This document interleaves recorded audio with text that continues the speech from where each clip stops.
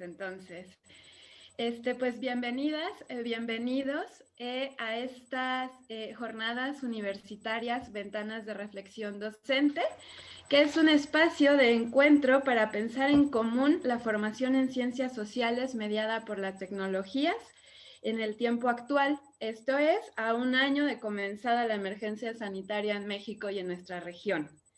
En este espacio buscamos hacer un balance de lo aprendido, de los errores y de los aciertos de nuestras propias prácticas docentes en entornos virtuales y de los retos que enfrentamos.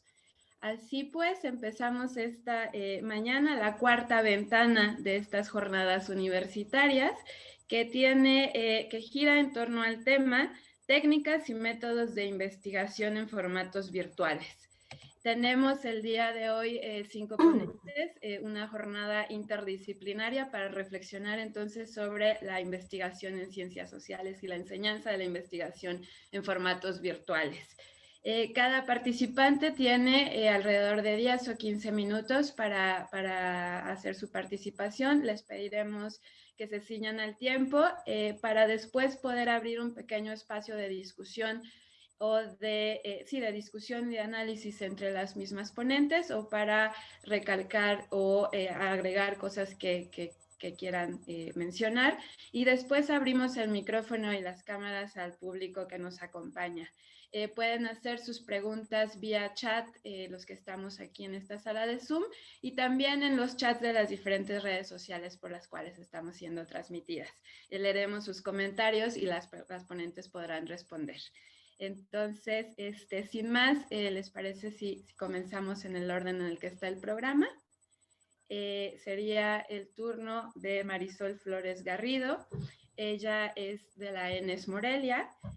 Sus intereses de investigación giran en torno al aprendizaje automático, análisis de redes y la intersección entre la inteligencia artificial y las humanidades. Entonces, Marisol, por favor. Hola, bueno, pues buenas tardes, me da mucho gusto estar aquí. Y bueno, tengo que decir que yo soy profesora de algoritmos, de matemáticas, de inteligencia artificial. Entonces, la primera respuesta que se me viene a la cabeza cuando me preguntan por técnicas y métodos de investigación en formatos virtuales es que no entiendo bien la pregunta. O sea, me siento un poco como el meme del changuito de cuando te enteras que tu estilo de vida se llama cuarentena. O sea, he notado algunas diferencias obvias, como por ejemplo las reuniones de trabajo pues cansan más, se han expandido para ocupar un horario que antes ya estaba fuera de discusión. También ha sido importante desempolvar la contraseña de la biblioteca virtual para poder descargar artículos desde la casa, o ha sido importante gestionar una contraseña para poder conectarme al equipo de cómputo de la escuela y llevar a cabo ahí las operaciones que por su costo no se pueden hacer en mi computadora casera. Y bueno, ha sido básico aprender a decir que no a todos los eventos y proyectos que se plantean ahora, que da lo mismo que estés en una ciudad o en otra. Pero creo que hay retos que tienen que ver con discutir matemáticas por correo, por ejemplo, o con talleres que organizan a veces los colegas con un poco sentido común y que luego consisten en 4 horas de estarlos viendo programar sin la posibilidad de intercambiar información que existe cuando estamos en formato presencial. Pero en general yo diría que, o sea, mi reporte desde las ciencias computacionales es que la vida de investigación continúa casi, quizá con más trabajo de gestión, pero sin diferencias importantes. Entonces, pues eso, mis colegas me envían links para acceder a la nube y ahí puedo manipular todos los datos, puedo manipular teras de datos, o podría si organizara mi tiempo. Puedo conseguir en Amazon los libros que me faltan, puedo ver pláticas que se me hayan pasado en tiempo real en YouTube, porque ahí queda grabado todo. Y entonces creo que mi reflexión en esta tarde tendría más que ver con la palabra virtual, porque he notado que en estos tiempos de educación a distancia, en ocasiones se destaca la distancia y se entiende que estamos interactuando a través de computadoras, con datos en la nube, con grabaciones de YouTube, y como que se tiene esta imagen alrededor de la tecnología como, sí, de la tecnología como fría, como que deja a un lado lo humano. Y bueno, pues lo que yo quisiera mencionar en esta participación es que no hay nada virtual ni automático, que cuando me conecto a YouTube lo que estoy haciendo es acceder a un video que está almacenado en una computadora en algún otro lugar, costando energía y trabajo. Que por ejemplo, cuando se rompió el récord con Despacito, ¿se acuerdan de esta canción? y que tuvo 700 millones de vistas, que equivalen a un 500 millones de horas, con 609 petabytes de información en total, con todas estas reproducciones y que pasó a la historia como el video más visto hasta el momento en toda la historia de la plataforma, pues eso nos costó el consumo de aproximadamente 40,000 hogares gringos, el consumo de energía de 40,000 hogares gringos durante un año. O sea, cada clic que damos buscando un video activa un montón de servidores en 6 u 8 centros de datos en Google que están ubicados alrededor del mundo y que requieren trabajo y que requieren energía muy reales. Creo que en general hay un problema con el discurso que se ha promovido desde las tecnologías y me parece que eso es fundamental porque estos discursos nos llevan a distintas preguntas y a distintas valoraciones de todas estas herramientas que utilizamos. La nube, por ejemplo, pues no es algo natural o pachoncito o etéreo, sino una computadora muy concreta. O sea, se cree, por ejemplo, que los centros de datos son responsables del 2% del consumo de energía en el mundo, o que en lo que llevamos hablando así en esta mesa, pues hay cientos de kilogramos de CO2 que ha liberado Google a la atmósfera, ¿no? Entonces, pues estas son compañías muy reales que tienen guardados ahí nuestros datos, que con frecuencia también manejan una opacidad en sus políticas también muy real. Y bueno, pues eso, que el equipo de cómputo, los nuevos medios, esta virtualidad son absolutamente físicos, materiales, orgánicos, que no tienen nada de frío, porque como señala Tomás Mulaini, funcionan con calor de sus materiales y funcionan también con el calor metabólico de sus trabajadores, que con frecuencia son invisibilizados. Yo creo que nuestra virtualidad es posible gracias a la carne y hueso de muchos seres humanos, desde programadores hasta fabricantes que se exponen a material tóxico, y todo lo que pasa en línea pasa primero en el mundo. Entonces, lo principal que tengo que decir respecto a las técnicas de investigación virtuales no es tanto el cambio que han representado, al menos en mi disciplina, sino lo irreversibles que las percibo. O sea, honestamente no creo que después de esto regresemos del todo. Creo que no hay camino de regreso, que ya que le hallamos el modo al Zoom, a las compras en línea, a la edición de videos, a compartir datos en Drive, o sea, es muy difícil que dejemos de utilizar esto, al menos en un formato híbrido, y por lo mismo, lo que me parece es que es muy urgente que no compremos este discurso en el que la tecnología es algo frío o distante o virtual, sino por el contrario, que a medida que la enseñanza, la investigación y el trabajo virtual se van incorporando a nuestra realidad, desmontemos los mitos de estas herramientas y las cuestionemos de una forma crítica.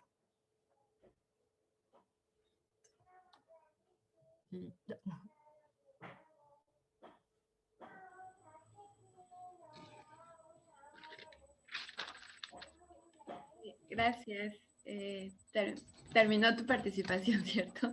Sí, gracias. Muy interesante esta reflexión sobre la encarnación, carnalidad, incorporación de lo virtual, ¿no? Desde las ciencias sociales, efectivamente creo que tendemos a pensar lo virtual como una nube pachoncito en algún lado y no en un servidor con personas de carne y hueso operándolas. Bueno, nuestra segunda ponente del día es Ana Escoto Castillo. Ella está adscrita al CETMEX en la Facultad de Ciencias Políticas y Sociales. Es economista y experta en estudios de población. Sus investigaciones vinculan el uso de métodos cuantitativos con los fenómenos sociales, específicamente en términos del bienestar de la población relacionado con los mecanismos los mercados de trabajo, el cambio climático y la distribución de los ingresos. Ana, por favor. Gracias. Bueno, yo, porque necesito ser ordenada, traje una pequeña presentación, pero es como para puntearme y que no me vaya yo por las nubes. Voy a compartir mi pantalla. Me dicen si sí se ve. Ay. Entonces, yo un poquito me voy a centrar más como mi experiencia en cómo fue este cambio. Yo doy las materias cuantitativas en la facultad y cómo he vivido este cambio y cómo ha cambiado mi enseñanza, ¿no? Entonces, bueno, me desdigo del título porque en realidad pienso que últimamente lo que me he estado yo diciendo a mí misma es que no les estoy enseñando las técnicas cuantitativas, sino que aprender a aprender por sí mismos a los chicos con este cambio, ¿no? A mí el mayor reto que se me ha dado es que este cambio de un programa hace a un estudiante mucho más independiente. probablemente y sobre todo por el tipo de materia donde hay ya de por sí algunas deficiencias, por ejemplo, en que los chicos además también algunas cosas que no les gustan, o sea, no, definitivamente es como las materias que huyen, ¿no? De entrada es una materia difícil, ¿no? En la facultad, en ciencias sociales, introducir elementos cuantitativos, a veces hay muchas resistencias por parte de los chicos, incluso te dicen, bueno, es que yo me metí a esto porque justo no iba a tener números. Entonces, y de cómo hago para que ellos sean autónomos, pero que eso no significa que están aprendiendo solos, ¿no? Lo primero es que pensamos que las nuevas generaciones son automáticamente mucho más adaptadas a las herramientas, pero no tenemos que pensar eso, no es cierto, ¿no? Una cosa es que manejen el TikTok, otra cosa es que manejen el Classroom. Entonces, son cosas completamente diferentes. Y otra cosa es que esto no se ha planeado. Al inicio, cuando empezamos con el cambio, yo lo que pensé, bueno, cómo se da las clases en línea. Pero cuando yo encontraba cosas que me decían, es que, bueno, tiene que ser todo más asincrónico, dejar cápsulas, dejar... La verdad es que a mí no me funcionaron. No me funcionaron porque el tipo de materia, las materias cuantitativas tienen sus propios retos y hacían las cápsulas que los estudiantes se sintieran solos, no las veían, ¿no? Entonces me sentía como la youtuber más fracasada del mundo, yo con mi video colgado y nadie lo veía. Entonces me di cuenta que en realidad muchos estudiantes es que no querían ser estudiantes en línea, ¿no? Y que muchos estudiantes de alguna manera siguen buscando la estructura del horario, ¿no? Entonces, sí he ido cambiando algunas dinámicas porque hay unas que realmente fueron un fracaso, ¿no? Entonces, ¿cómo empecé a dar las clases en línea? Y quizás acá estoy aterrizando quizás demasiado, pero esta es como la lámina que les presento a los chicos en el primer día y les digo, miren, vamos a usar todas estas cosas, ¿no? Que es agobiante, ¿no? Y esta soy yo. Tenemos que pensar que los estudiantes pueden tomar clases con Natalia, Natalia está usando otras herramientas, entonces también los chicos, pues tienen así como un proceso de aprendizaje para cada profesor. Y entonces eso también lo tenemos que tomar en cuenta. En nuestro caso, tenemos clases sincrónicas, pero estas clases quedan grabadas de tal manera que los estudiantes no se llenen de ansiedad si hay fallas técnicas, porque sí se llenan de ansiedad, de decir, me voy a perder un pedazo, entonces les digo, calma, todo queda grabado, incluso hay otra plataforma que se llama Edpuzzle, donde ellos pueden acreditar la asistencia, porque sí les genera ansiedad, ¿no? Y en el caso de las tareas se entregan por Classroom. Yo intento no usar el correo porque doy demasiadas clases. Y sí hay un proceso que ha sido complicado de encontrar todo este material que tiene que estar en PDF. Es un trabajo quizás invisible de estar buscando y digitalizando algunos textos. En mi caso, además, utilizo herramientas de software para enseñar estadística, como es el RStudio Cloud, que está en la nube, o el R de escritorio, que ellos lo pueden instalar porque es software libre. Y bueno, usamos también algunas herramientas colaborativas del G Suite, ¿no? Entonces, más o menos, entonces se les plantea a los chicos esto, ¿no? Pero son bastantes cosas, ¿no? Y todo esto es, obviamente todos extrañamos el aula, ¿no? Pero hay un momento en que yo dije, no puedo replicar el aula por más que quiera, por más que yo pueda poner este fondo en este PowerPoint que parece una pizarra, por más que yo quiero, no estoy en una pizarra. Entonces, las reglas cambian, no necesito verlos, porque tenemos que hacer otras maneras de hacer comunidad. A mí me ha funcionado mucho los chats, quizás un poco contraintuitivo a lo que antes nos decían de que los profesores no teníamos que tener a los chicos en WhatsApp y cosas así. Yo tengo mis grupos de WhatsApp, entonces los chats pueden ser más útiles porque los mismos chicos que que los mismos chicos te ponen un sticker, o sea, se siente más vivo, ¿no? El ambiente, ¿no? Que ver 45 pedacitos en la pantalla, que nunca vas a poder saber que están, o sea, no hay manera de ver a los 45 al mismo tiempo. Pero para hacer comunidad necesitamos reglas, necesitamos trabajar en equipo y también necesitamos de otras cositas que tenemos que ir haciendo y que les voy a contar qué he ido yo haciendo.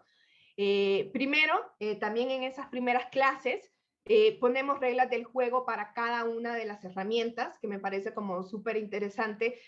A veces no las cumplen, pero creo que ordena un poco la interacción. Entonces, bueno, para el WhatsApp yo pongo algunas reglas, para el correo pongo algunas reglas y casi que les explico cómo me tienen que escribir los correos, porque no era algo que estábamos acostumbrados. O sea, el lenguaje escrito con los estudiantes es muy diferente y a veces hay brechas generacionales, ¿no? Entonces yo les tengo que plantear de, miren, si no me dicen A, B y C, probablemente no les entienda, ¿no? Entonces sí hay que tener como un diálogo inicial con eso.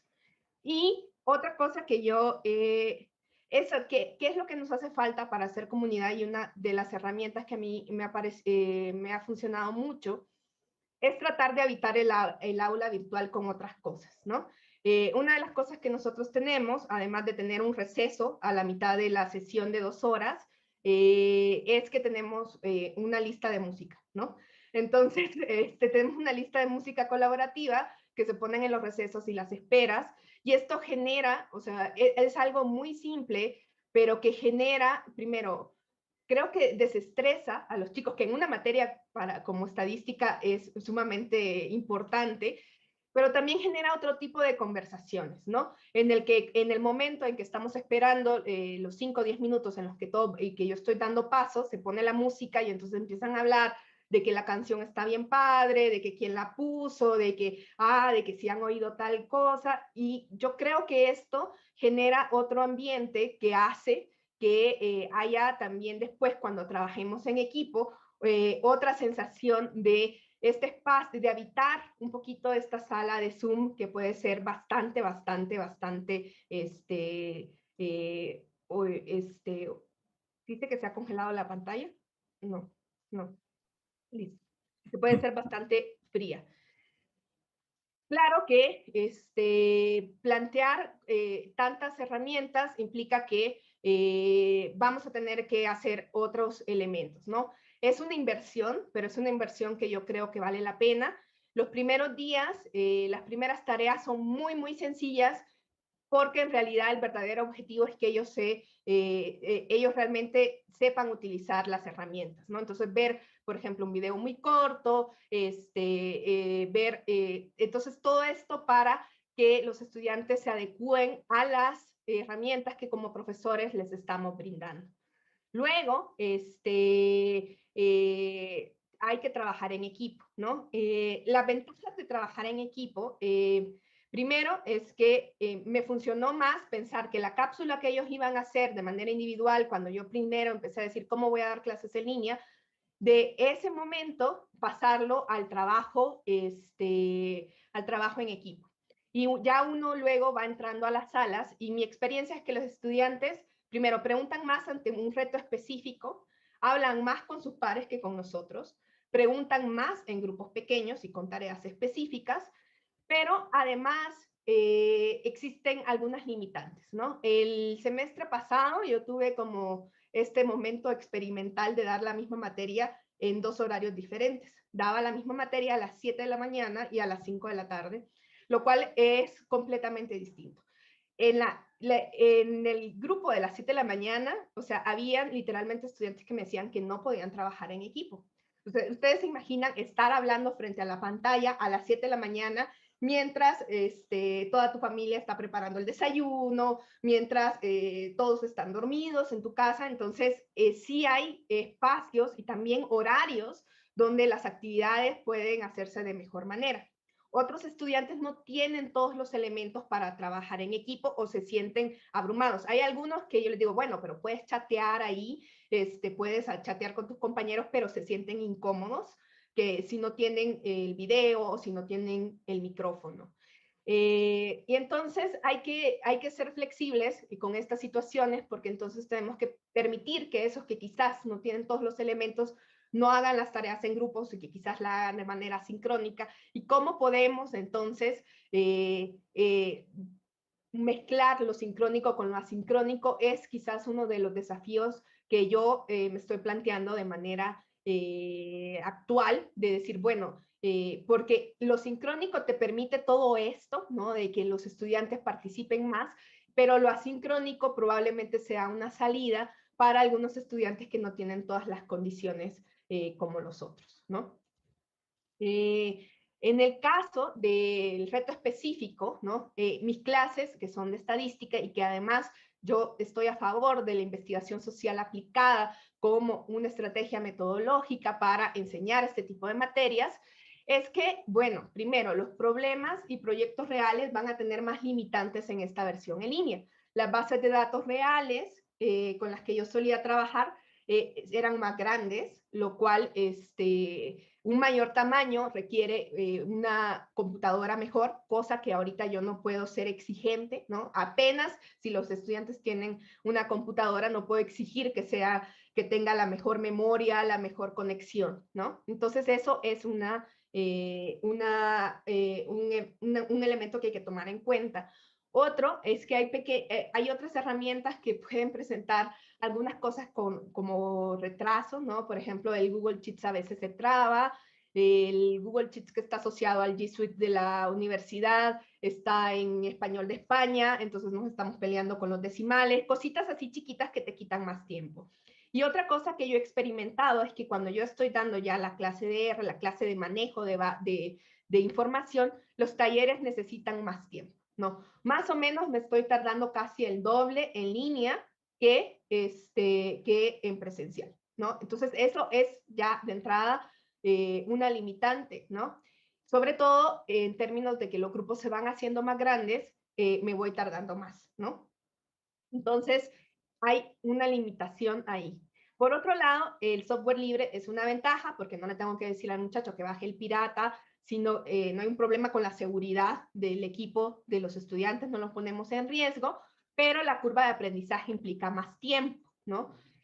Por ejemplo, acá yo me robé esta imagen del internet de NYU, que nos dice pues, cómo están las curvas de aprendizaje de los softwares más comunes que utilizamos, ¿no? En estos ámbitos, ¿no? Entonces ustedes ven el SPSS, que es el más popular, pues sí tiene una curva que rápidamente está ahí, pero si ustedes ven el R es así y garigoleada, porque implica que las personas necesitan de ir más tiempo, ¿no? Esto que pasa aquí en R implica que yo necesito al menos 2 sesiones antes de abrir una base de datos, solamente explicando cómo está el programa, ¿no? Entonces eso, pues sí, o sea, tengo que acomodar todo esto en sesiones que pues no tenía yo ese espacio, ¿no? Y hemos estado usando el RStudio Cloud, que es una versión en línea de R que nosotros podemos acceder, solo se tiene que tener una cuenta, pero es una opción limitada, ¿no?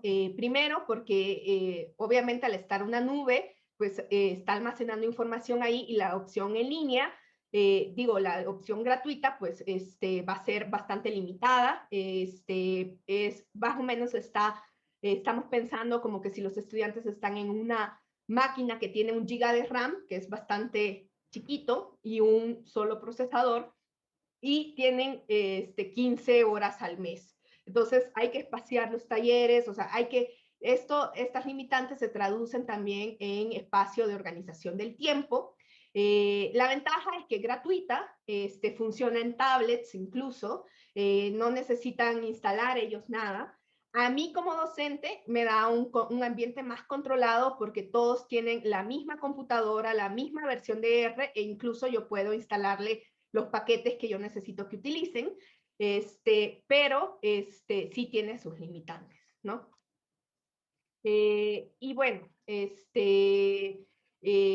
Otras cosas que no son, que quizás pueden funcionar no solo para las materias cuantitativas, es crear espacios colaborativos de apuntes de la materia. Nosotros utilizamos mucho la herramienta de la hoja de cálculo porque nos permite hacer los mismos cálculos que estamos viendo en clase. También a veces utilizamos la pizarra de Google que se llama Jamboard y estos les quedan a ellos como elementos, ¿no? Siempre hay que ver que estén disponibles para todos, que todos tengan acceso a estos elementos y que puedan escribir. Algunas veces no todos pueden hacerlo, entonces hay que buscar si en los chats ellos quieren decir algo. Y sobre todo, por ejemplo, que quede claro, hay que ser ordenados en estos elementos. O sea, yo lo que suelo hacer es hacer un ejemplo y ya una vez que se van a la sección de grupo, decirles, recuerden que en la sesión de apuntes, en la hoja tal, está cómo lo resolvimos, ¿no? Una de las cosas que me ha funcionado a mí en este tipo específico de materia y de enseñar cosas es que usamos muchas fórmulas, entonces ir también colocando en imágenes las fórmulas que vamos haciendo y les funciona como formulario, ¿no? Y bueno, para finalizar, yo creo que la gran tarea acá es que mis clases siempre ahondaban a que se trabajara en equipo y cómo en este ambiente en línea podemos cambiar el no entiendo por no entendemos y que es un problema el que no entendamos todos, ¿no? Entonces esto significa que hay que estarles preguntando. Yo tengo una encuesta en Google, aquí en el Zoom, donde es de sí, ¿no? Y que les estoy preguntando constantemente si entendieron o no entendieron, y hasta que ya todos me contesten que sí, continúo. Y ha funcionado bastante bien, ¿no? Entonces tenemos que trabajar como en esta identidad colectiva, espacios colaborativos, en cómo la clase está viva gracias a las preguntas e intervenciones. Yo les digo, bueno, si no, yo me grabo explicando esto y no tendríamos por qué hacerlo sincrónico. A mí sus preguntas me llenan de vida, ¿no? Y llenan de ejemplos para los compañeros, ¿no? Entonces hay que reafirmar que no existen preguntas. Yo creo que da mucho más pena preguntar, sobre todo si bien grabar es una opción para los que se caen, no se pueden conectar, también les genera estrés de saber de que van a estar grabados y que va a quedar grabado, que ellos no entendieron, por ejemplo. Entonces hay que dar esta retroalimentación, ¿no? Y cuando hacemos estos espacios colectivos, siempre es bueno volver a la sesión grupal y mencionar las cosas que nos preguntaron y darle espacio a la identidad, ¿no? Habitar el aula virtual. Yo pienso que la música, recursos, incluso nosotros tenemos que los equipos se llaman de una forma, entonces tengo nombres así súper chistosos de unos que se llaman los sociólogos, malditos, o sea, se ponen los nombres así en los grupos y las salas tienen sus nombres y creo que esto le da muchísima más vida al aula virtual. Y bien, esto no se ha acabado. Mi clase de ayer no es igual a la de mañana. Yo creo que tenemos que estar abiertos al cambio, sobre todo si es para mejorar. Pero bueno, el gran reto que tenemos es que esta apertura, el que yo esté utilizando herramientas que no había utilizado antes, es que necesitamos tiempo, ¿no? Y la pregunta es si tenemos tiempo, ¿no? Cada vez estamos más llenos de actividades, cada vez llenamos más las actividades porque esto de que no nos tengamos que mover, vamos almacenando más información. Entonces hay que pensar cómo también han sido afectadas nuestras concepciones de tiempo. Bueno, yo aquí tengo a Ale, que me imagino que es la que nos va a guiar más en eso. Y bueno, yo ahí me quedo, perdón si me excedí un poquito.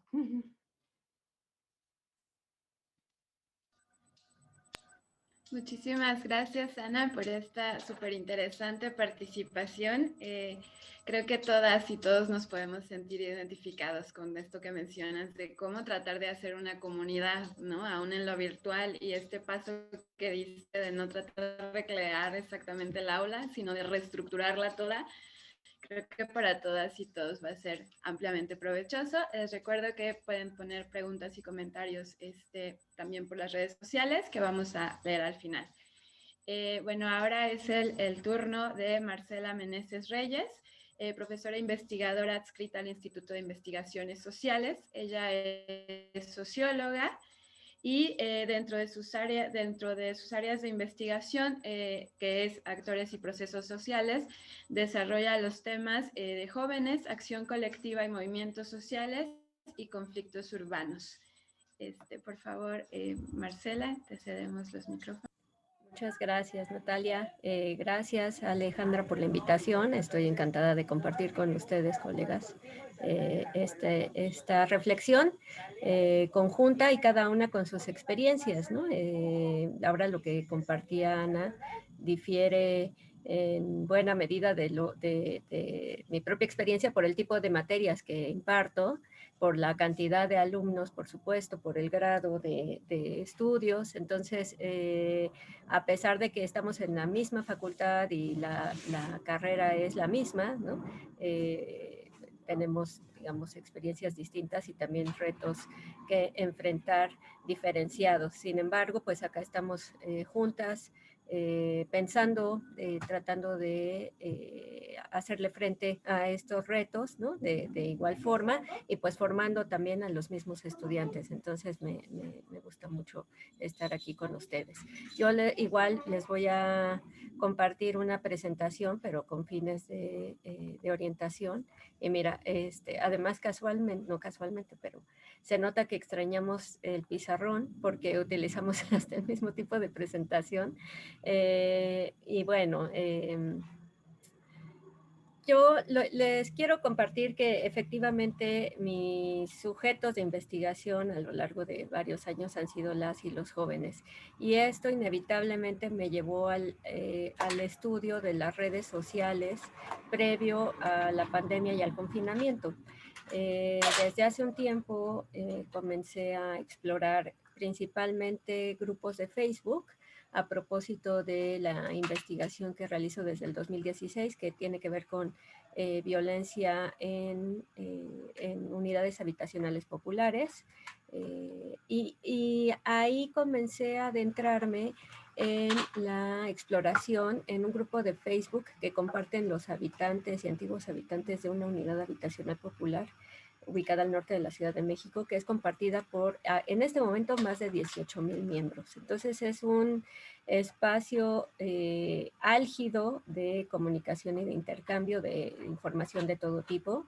La mayor parte de la información es sobre ventas y oferta de servicios, pero al mismo tiempo en ese grupo comparten información sobre cuestiones de inseguridad y de violencia, ¿no?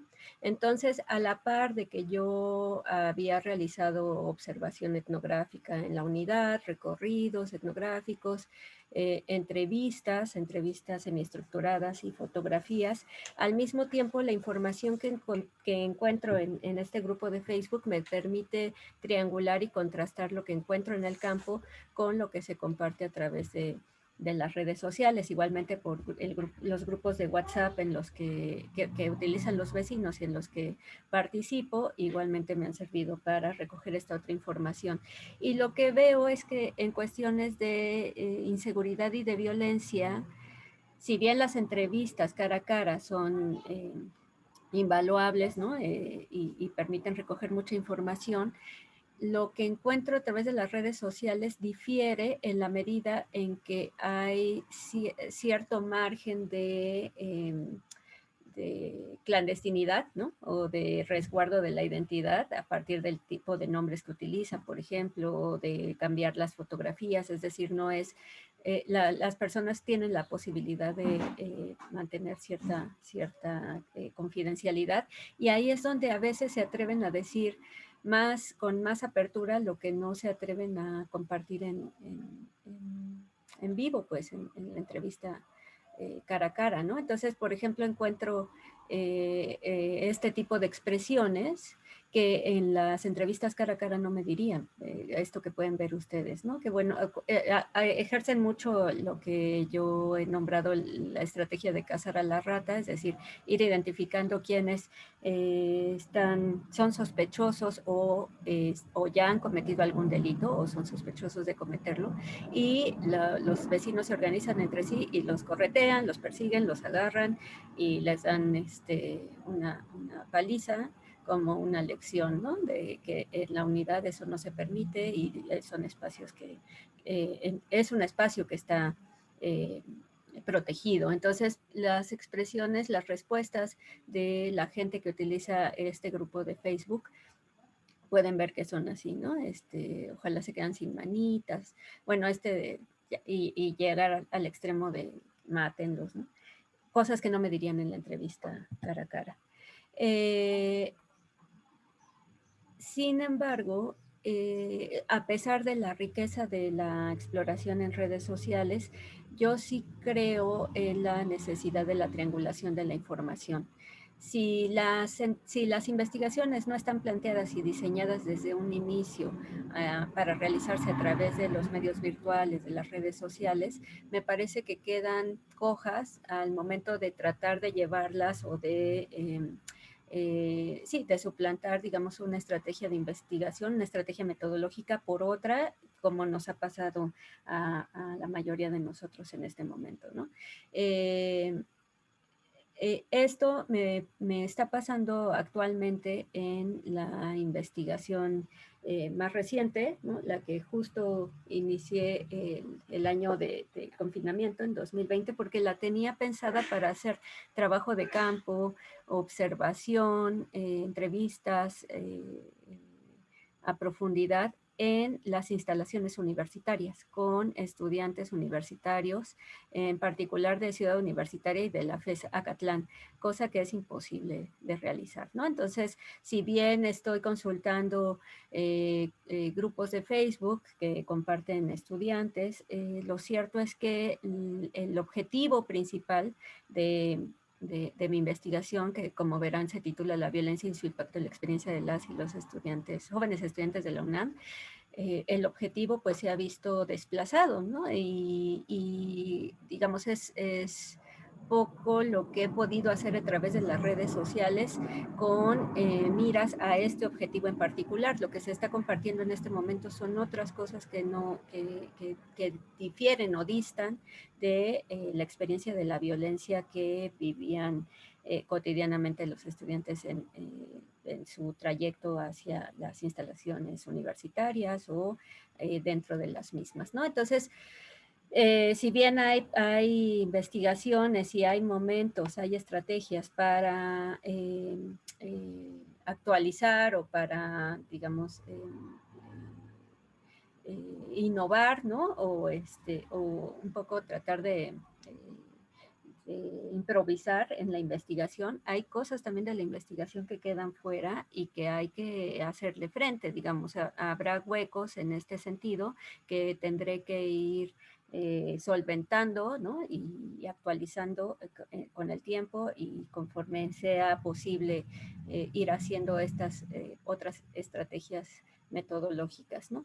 Ahora bien, en cuestiones de docencia, cuando comenzó la pandemia, yo estaba impartiendo clases en la licenciatura en Sociología, en el seminario de titulación para los estudiantes de último semestre, y en mi caso quedaba claro que, y no solo en mi caso, sino también en el de muchos otros colegas, quedaba claro que iba a haber una buena cantidad de estudiantes sin condiciones materiales básicas para poder darle continuidad a sus clases desde sus casas, ¿no? Y a través de la computadora y de internet. Y es algo que dijimos desde hace tiempo, digamos como por supuesto sin información dura, ¿no? Sin datos cuantitativos, pero sí con el conocimiento y la experiencia que nos da estar cercanos a los estudiantes, ¿no? Yo doy clases en la Facultad de Ciencias Políticas desde hace 15 años y el hecho, por supuesto que me ha permitido este tiempo conocerlos de cerca, ¿no? Y me quedaba claro que iba a haber una buena cantidad de estudiantes sin las posibilidades de hacerle frente a estas circunstancias. Y bueno, con el tiempo salieron efectivamente los datos, ¿no? El año pasado, en septiembre del año pasado, el secretario general de la UNAM dio esta información. 10% de los estudiantes quedaron fuera, se dieron de baja, y otro 10% de los estudiantes estaban en riesgo de darse de baja a partir del semestre que inició el año pasado, mediados del año pasado, en septiembre del año pasado, ¿no? Seguramente los datos ahora son distintos, pero bueno, esta era la situación en septiembre del año pasado. Las causas, pues, son los contextos desfavorecidos, los estudiantes que vienen de otros estados y que tuvieron que regresarse a sus hogares, la situación económica de sus familias, la falta de equipo y conexión a internet y los problemas emocionales derivados del confinamiento, ¿no? Entonces, bueno, eso ya lo tenían claro las autoridades universitarias el año pasado, y recientemente, en febrero de este año, aparecieron estos otros datos, ¿no? 229% de los estudiantes que se dieron de baja, digamos, es más alta la cantidad de estudiantes que se dieron de baja este año en 229% a la que se había dado de baja el año anterior. Las facultades que presentan mayor deserción es nuestra facultad, ¿no? Por Ciencias Políticas y Sociales, la FES Cuautitlán y la FES Acatlán. Entonces, bueno, efectivamente hubo una buena cantidad de deserción de estudiantes, y el doctor Roberto Rodríguez del Instituto de Investigaciones Sociales además alumbra a la cantidad de estudiantes que no se han dado de baja oficialmente, pero que no están en sus clases, o que ya sea que intenten cursarlo en extraordinarios o que mantengan la inscripción, pero que no están asistiendo, y apunta a la necesidad de identificar quiénes son, cuántos son, y bueno, no solo ir pensando, sino que es lo más urgente, estrategias para regresarlos, para traerlos, es como aventar una red y poder pescar a la mayor cantidad de estudiantes posibles. Para lo que se pueda rescatar es benéfico, pero necesitamos saber en qué circunstancias están, quiénes son y cuántos son, ¿no? Esto me lleva a dos líneas de reflexión: por un lado la de la investigación y por otro lado la de la docencia. En general, identifico mucha solidaridad y respaldo mutuo entre estudiantes, entre sí, entre ellos, y luego entre estudiantes y profesores, profesorado, en general también, aunque hay sus malas experiencias, pero en general hay una muy buena relación y apoyo, ¿no? Entre estudiantes y profesores. Sin embargo, y esto lo digo además por mis propios estudiantes, además de la deserción hay duelo, hay orfandad, hay quienes quedaron huérfanos, pérdidas humanas y materiales, quienes se fueron de la universidad y no van a volver, ¿no?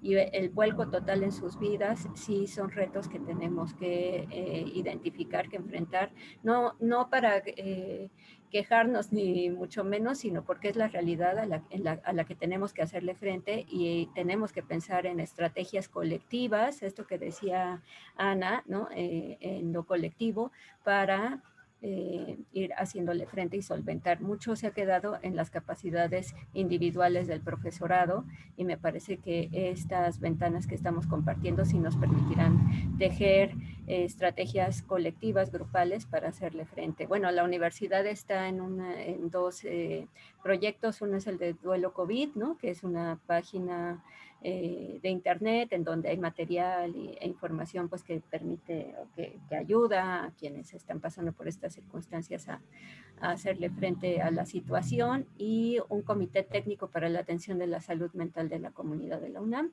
que apenas se lanzó a la luz el 2 de febrero, ¿no? Importantísimo apuntar a las diferencias y a las desigualdades en términos de la edad, de la clase, del género, y bueno, que esto se ha dicho mucho, si la pandemia es generalizada, las consecuencias no lo van a hacer, no lo están siendo y no lo van a hacer. Y también quisiera apuntar a las estrategias y a las políticas que se instaurarán en nuestra universidad para hacerle frente a estas desigualdades, más allá de la sensibilidad y de la comprensión y esta dimensión humana y lo que esté en nuestras manos, a nuestro alcance, para irlo solventando. Me parece que sí debe haber políticas de discriminación positiva y de equidad sustantiva que vayan solventando las condiciones tanto del estudiantado como del profesorado y la población de académicos y de trabajadores, ¿no? Finalmente, pensar juntos, yo sí quisiera apuntar a esto, cómo vamos a hacerle frente a la desolación, pues que es lo que vamos a encontrar, que sabemos que está ahí, ¿no? Y que, por ejemplo, las páginas de Facebook que comparten nuestros estudiantes es palpable, pues, las condiciones en las que están, pero me parece que como científicos sociales, como docentes y como investigadores, no podemos hacer caso omiso o hacer como si esto no estuviera pasando y solamente exaltar las bondades o las capacidades de resiliencia, sino también las problemáticas, pues, en las que se está encontrando nuestro estudiantado. Y sin más, hasta aquí lo dejo en este momento. De nuevo, muchas gracias por su atención.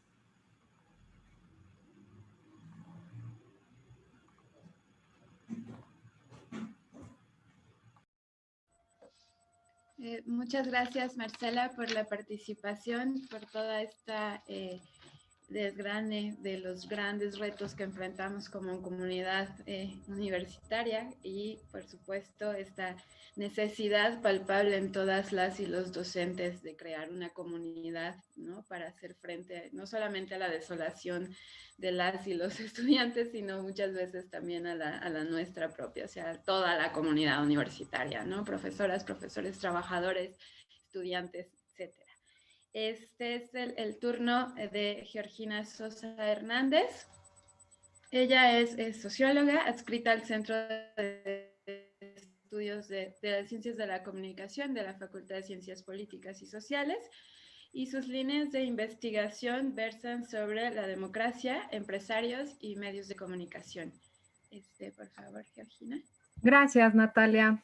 Buenas tardes a todas y a todos. Primero que nada, pues quiero agradecer la invitación al evento, a las organizadoras, a Ale González Basúa, a Ana Nahmat, agradecerles por abrir estos espacios de reflexión necesarios ante todo lo que ha pasado. Yo también traigo una presentación, es muy chiquitita, voy a compartir pantalla, no es de pizarrón, la verdad es que sí la vi y qué bueno que no pensé en usarla, ¿no? Pero no sé si ahí ya la pueden ver, me parece que sí, ¿verdad? Les juro que estuve a 2 de usarla de pizarrón, pero bueno, supongo que tiene que ver con esta melancolía que sentimos por el aula presencial, ¿no? Bueno, entonces les decía que yo dividí mi presentación en algunos puntos que les presento a continuación. Hice una especie también de texto como guía, porque luego yo suelo ser muy dispersa en estos temas que me apasionan. Entonces voy como a leer, comentar, etcétera. Si hay algo que no se entienda, por favor, díganme. Y bueno, comienzo con lo que yo llamo el episodio de Pasmo, ¿no? Donde uno de los puntos de partida para el desarrollo de la investigación, pues sabemos que es, por supuesto, que la observación, ¿no? Entonces, cuando nos avisan que México entra primero en la fase de sana distancia y me parece que un par de días después entra ya en el confinamiento, creo que para finales de abril del año pasado, pues nos dimos cuenta, justo un año, ¿no? Estamos a un año de distancia de eso, pues nos dimos cuenta que esto nos llevaría mucho más tiempo del que esperábamos, ¿no? Y quizá al comienzo del confinamiento, pues la mayoría lo vivió como unas vacaciones necesarias, como una pausa, ¿no? Para poner en perspectiva todo lo que estaba sucediendo a nivel mundial, pero pasados los días vino este cóctel y hablo obviamente en voz propia, ¿no? El texto es mío, he platicado con algunas colegas y creo que comparten algunos de estos sentimientos que yo estoy mencionando acá, ¿no? Entonces este cóctel de angustia, ansiedad y creo que lo principal, pues la incertidumbre, ¿no? Donde el único protocolo de investigación que queríamos atender o el único protocolo del que queríamos hablar era obviamente de el que nos proporcionaban las autoridades de salud, ¿no?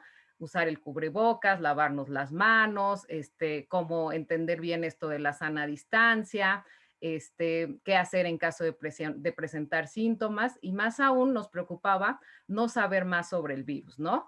de sus formas de contagio y su peligrosidad. En estos días me parece que apelábamos mucho al avance de la ciencia y de la investigación, ¿no? Era un tema que teníamos ahí latente, teníamos la esperanza de que en cualquier momento alguien dijera, yo ya tengo el tratamiento, o yo ya tengo la vacuna, ¿no? Algo que nos diera respuesta.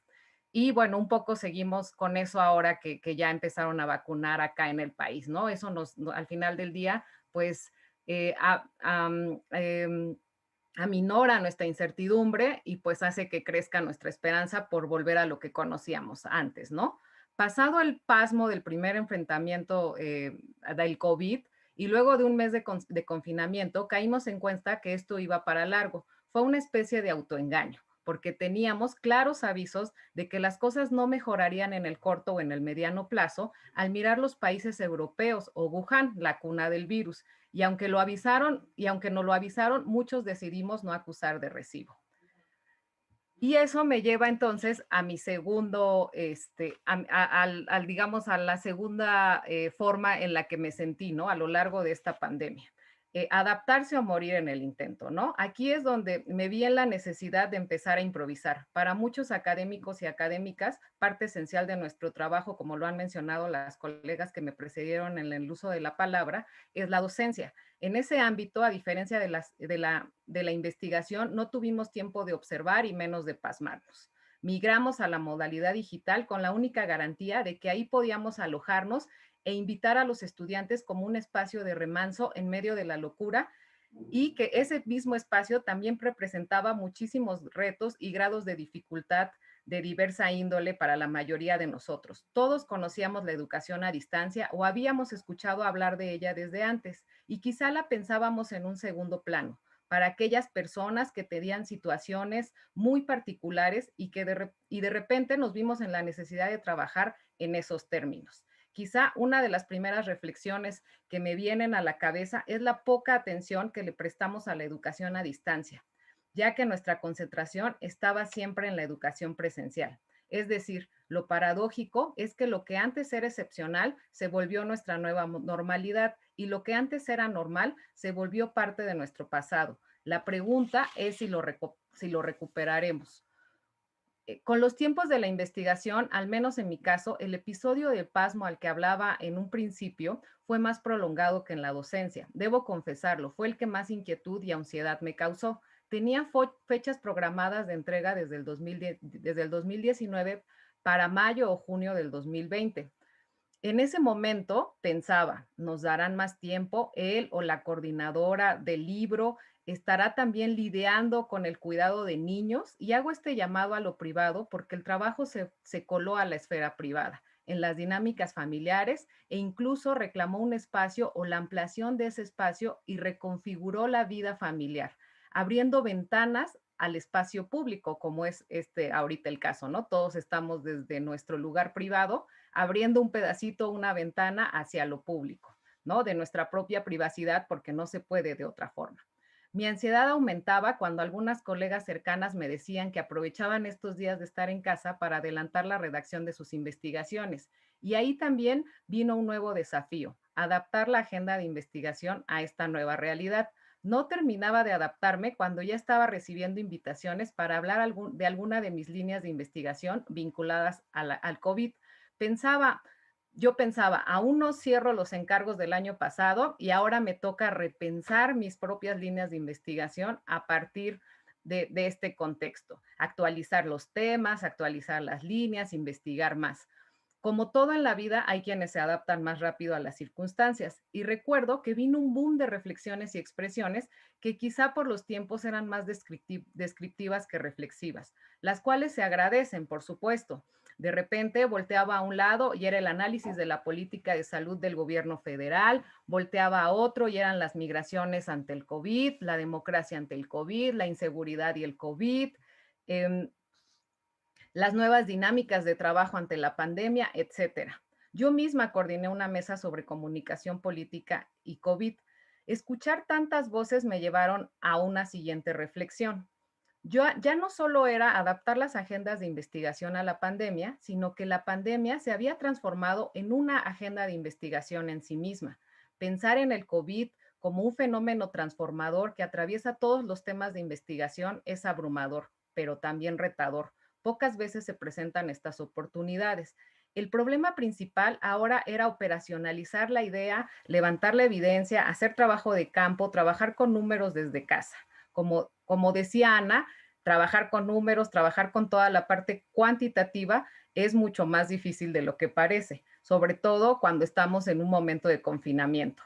Esto es cómo transformar creativamente nuestras formas de trabajo en el plano individual, en primera instancia, desde luego, pero también en el plano colectivo, en los grupos de trabajo, en las agendas de investigación, en la colaboración, en la organización de los grupos de investigación, etcétera. Lo cual no todo es tan trágico, ya sé que los llevo por un camino trágico, ¿no? Pero ya a mí me gustan los finales felices, aunque creo que para ahorita todavía no tenemos mucha idea de un final feliz, pero esto me llevó a mi siguiente reflexión, ¿no? Las propuestas y la creatividad. Cuando recibí la primera encuesta sobre los efectos sociales del COVID en los universitarios, quedé sorprendida de cómo se podía hacer una encuesta de tal magnitud de manera habitual. También me fijé y me llamó mucho la atención lo cuidadoso del planteamiento de las preguntas por el estado de vulnerabilidad en el que nos encontrábamos. A la par, muchos de nosotros ya conocíamos un caso de COVID cercano y quizá otros tantos ya habían tenido la desgracia de perder algún familiar o amigo fallecido por el mismo motivo. Recuerdo haber contestado a la encuesta y pasar por una serie de altibajos emocionales, sobre todo cuando se planteaban aspectos del futuro. Y algo que llamó mucho mi atención es que al final de la encuesta se aportaban datos respecto a dónde atenderte si tenías síntomas de la enfermedad y también orientación psicológica, otro tema muy importante a reflexionar. La encuesta me dio melancolía, pero también incentivó mi creatividad y comencé a pensar en las variadas herramientas que conocía y cómo adaptarlas a la investigación de manera virtual.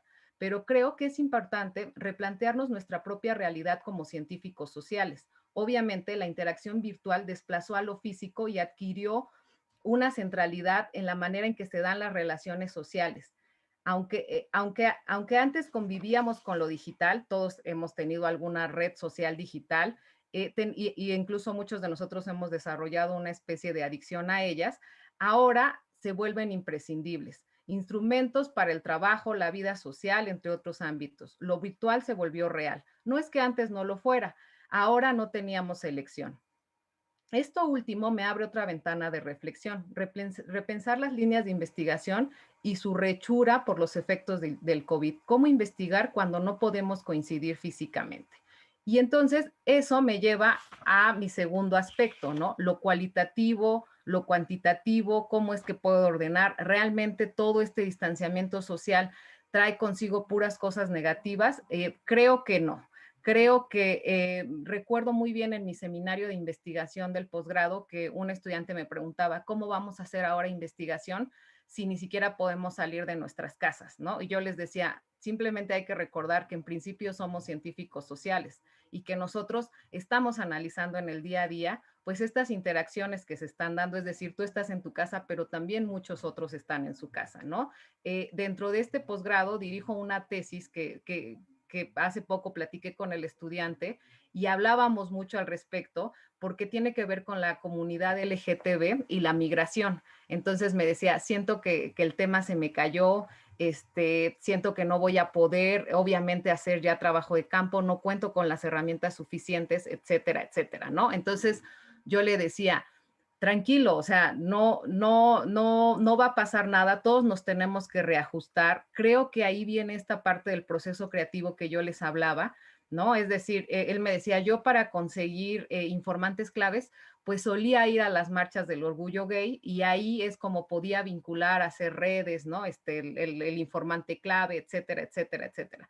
Entonces yo le decía, bueno, ¿y ahorita dónde está esa comunidad? ¿Dónde la encuentras? ¿No? Hay que ubicar esos nodos dentro de lo digital para buscar esos informantes claves, que digo, ya sé que suena como muy sencillo así como lo digo, por supuesto que tiene su grado de complejidad, pero creo que también el COVID nos da la oportunidad como científicos sociales de voltear a ver lo privado, ¿no? A mí me llamaba mucho la atención que obviamente una de las cosas que este alumno me ha reportado en el avance que tiene de su investigación previa al COVID, pues es esta dificultad que tienen estas personas para salir del closet, ¿no? Como se le dice coloquialmente. Entonces yo pensaba, ¿cómo estará viviendo alguien de esta comunidad LGTB en su espacio privado donde no puede ser el mismo y por eso buscan migrar?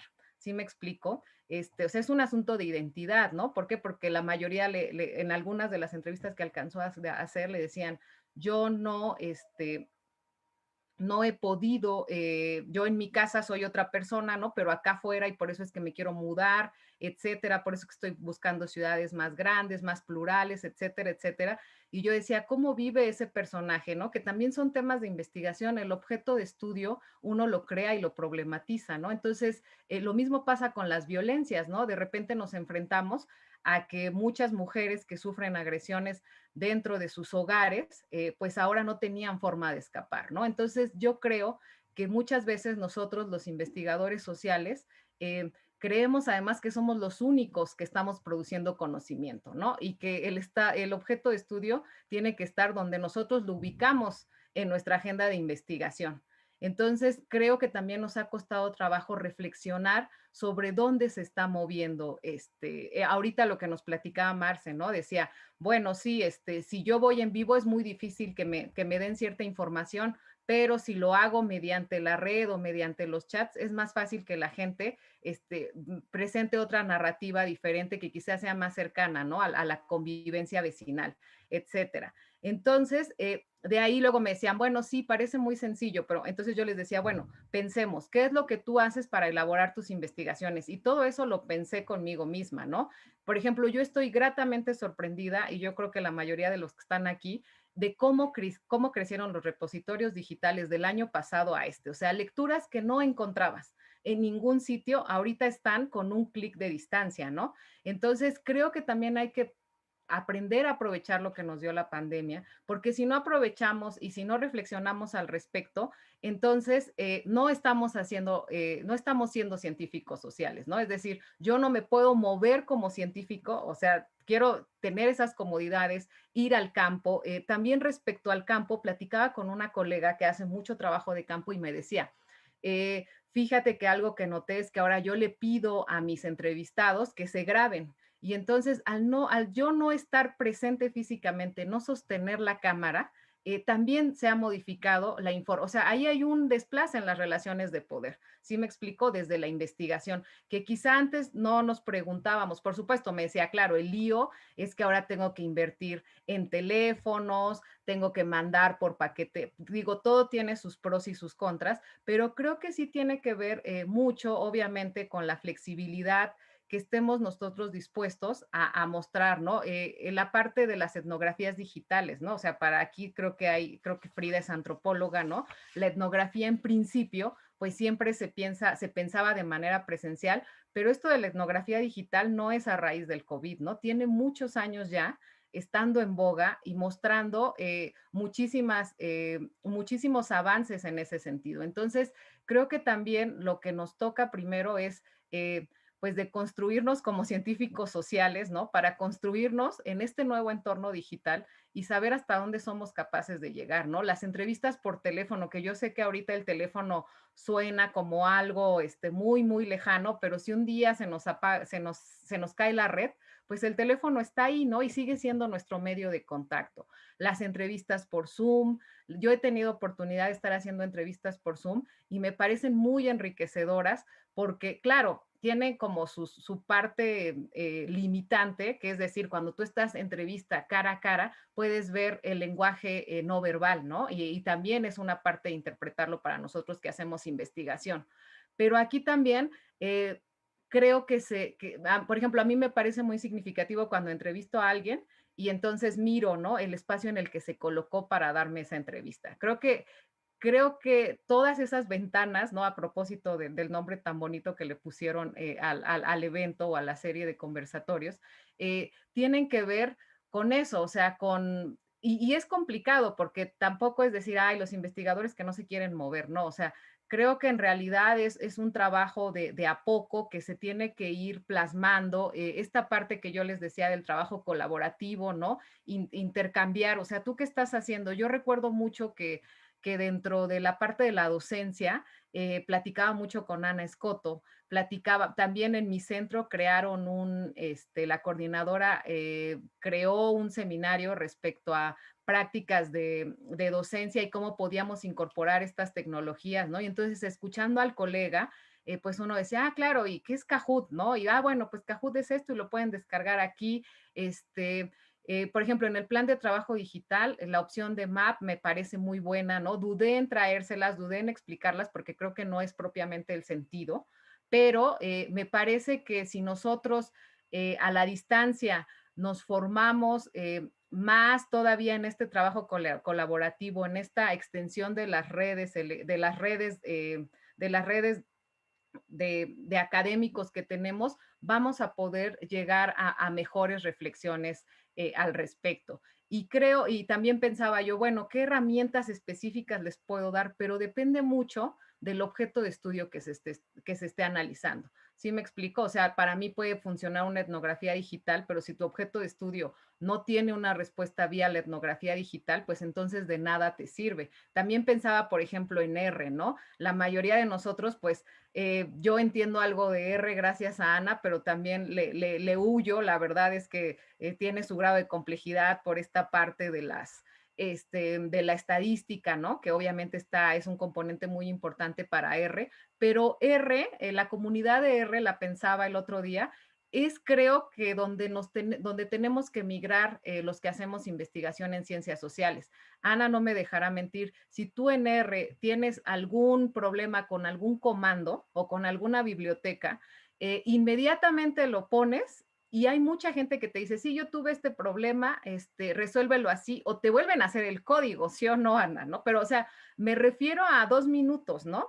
Entonces, creo que esa es la forma en la que podemos, porque como alguien de las que hablaron antes de mí decía, esto no ha terminado, ¿eh? O sea, no es que estemos pensando lo que nos pasó en la pandemia, o sea, es que esto es algo que va para largo, que lleva un proceso, que ahorita todos estamos súper emocionados en lo híbrido, ¿no? Pero también va a ser adaptarnos a otro modelo, porque ahorita como sea ya creamos una rutina a distancia que nos cansa los ojos, que nos arde, donde por supuesto que nos damos cuenta que quizá el nivel de aprendizaje no es lo mismo, pero todo eso se va a ir reportando con investigaciones en un futuro. Pero me parece que ahorita es cuando tenemos más que extendernos la mano entre los y las colegas. Yo por eso celebro este tipo de eventos, ¿no? Porque nos permite saber qué está trabajando otra persona, qué herramienta está utilizando.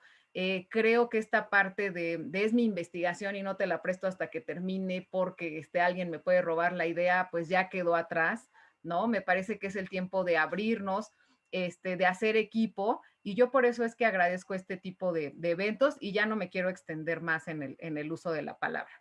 Gracias.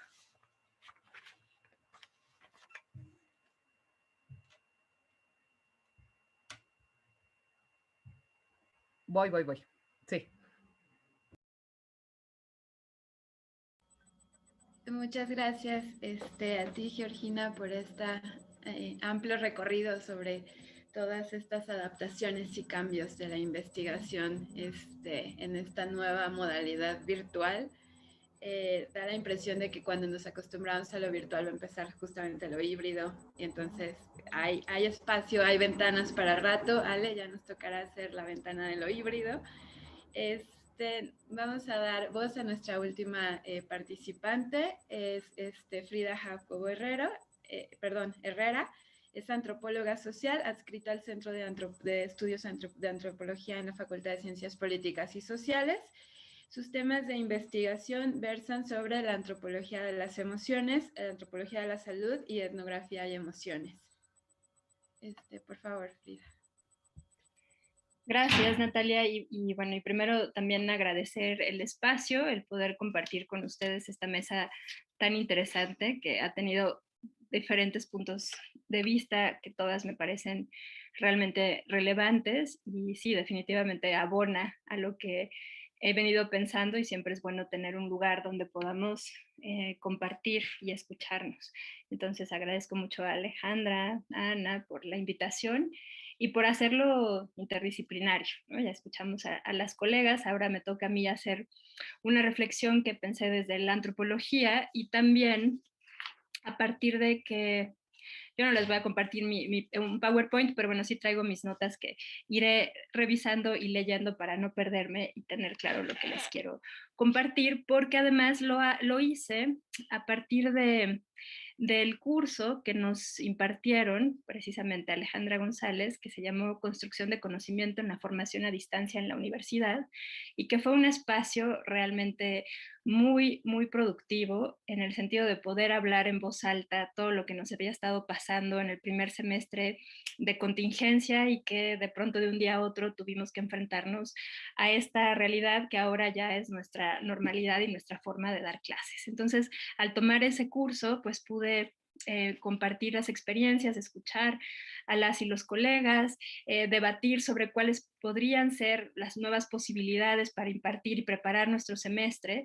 Y bueno, la verdad es que el tiempo ya pasó y ya estamos en un segundo semestre mucho más formal en esta virtualidad, como bien han señalado las colegas que me antecedieron. Pero bueno, creo que es importante tener este recorrido de cómo hemos ido adquiriendo nuevas herramientas, nuevos espacios para interactuar y así hemos también sistematizado nuestra propia experiencia en ello. Y eso es lo que yo les quiero compartir hoy. Es un reto terminar la mesa después de tantas buenas presentaciones y que comparto algunas ideas. Entonces, bueno, sobre eso iré aterrizando mi discurso. Y que más allá de toda esta discusión que ya se ha suscitado aquí y en otros espacios, de hablar sobre la brecha digital o cómo utilizamos, implementamos estas herramientas y recursos digitales, y también sobre todo reflexionar sobre estas ideas de las circunstancias en las que estamos nosotras como docentes y también nuestros estudiantes, como bien decía Georgina, bueno, pues está todo nuestro espacio privado que de pronto sale a cámara y que tratamos de a veces ocultar o elegir el mejor escenario posible, callar a nuestros hijos, a nuestras hijas, ¿no? a la basura, en fin, todo eso que está a nuestro alrededor y que nos evidencia como personas y que hemos estado batallando a lo largo de estos semestres en línea, y que me parece que no se agota, ¿no? Es un discurso que sigue ahí y seguirá presente y que desde el que yo me tomo para decir cómo también eso nos ha llevado a no extrañarnos de la experiencia del la y los otros, sino unir esas experiencias, ¿no? Estamos compartiendo también un momento importante y crítico, y que ya no hay y esa distancia que tal vez la educación presencial permite, pues ahora está muy entrelazada. Y me parece que esa es una reflexión importante y necesaria, sobre todo pensando en qué es lo que queremos enseñar y qué es lo que es importante enseñar en estos momentos, ¿no? Yo creo que ahí es un punto clave que puedo recuperar de mi propia experiencia y reflexión y también de lo que he estado escuchando, ¿no? El cómo hemos tenido que ajustar nuestros contenidos, nuestros tiempos de enseñanza, intercambiarlo entre lo sincrónico y lo asincrónico, volver a formular. No sé si a ustedes les pasa, seguro que sí. Hay momentos en que todo va muy bien en el semestre, después tenemos un pico de crisis horrible que hay que volver a reformular y replantear y buscar nuevas estrategias, y otra vez va todo bien, y así vamos, estamos en un constante ir y venir de reformulación de nuestros propios objetivos que queremos alcanzar, y que también vamos haciendo una selección sobre qué es lo pertinente en estos momentos que tenemos que transmitir o construir en conjunto con nuestros grupos.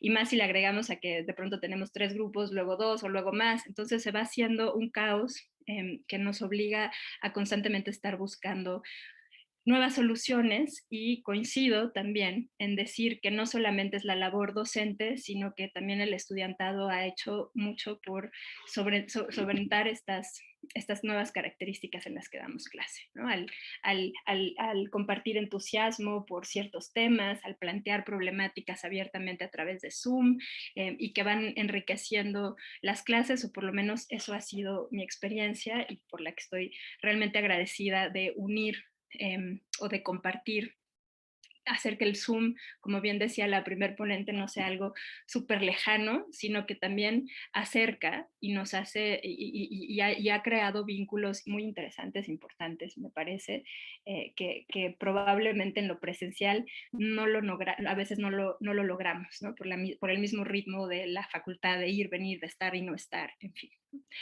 Y bueno, y volviendo a lo que les comentaba, que es una reflexión que surgió a partir del curso de construcción docente que tomé. En ese curso leímos un texto de Herbert Alexander Oliva, en donde reflexiona sobre un texto de Edgar Morin que se llama Los 7 saberes necesarios para la educación del futuro.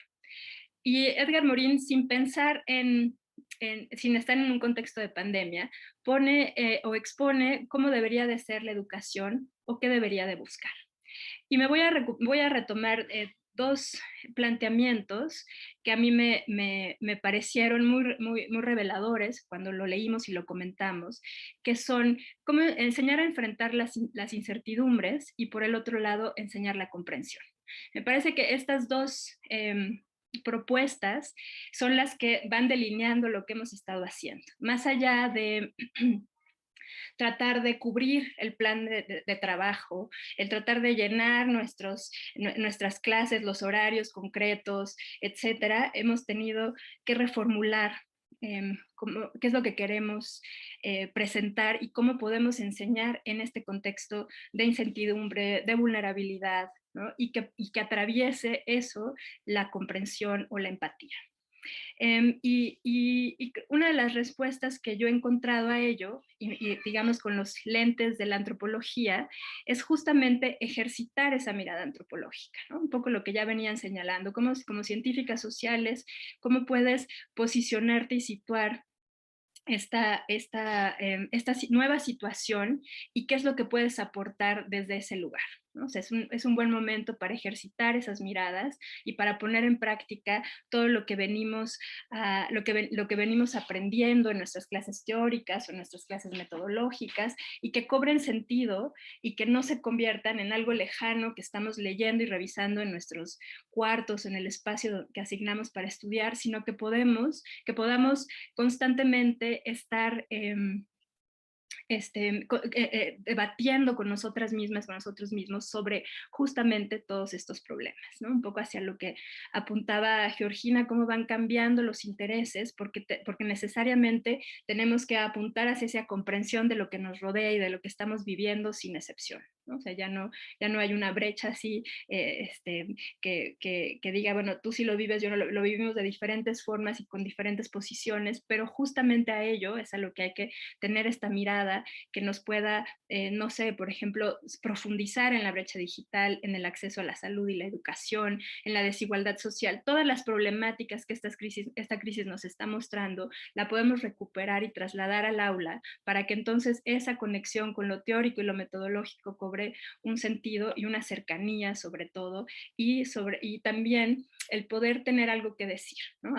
El ejercitar en el estudiante, en la estudiante, esa habilidad de decir, bueno, yo también puedo decirlo, ya sea partiendo de esta experiencia que me está tocando vivir y también relacionándola con los que también lo están viviendo de diferentes formas, pero con una realidad compartida.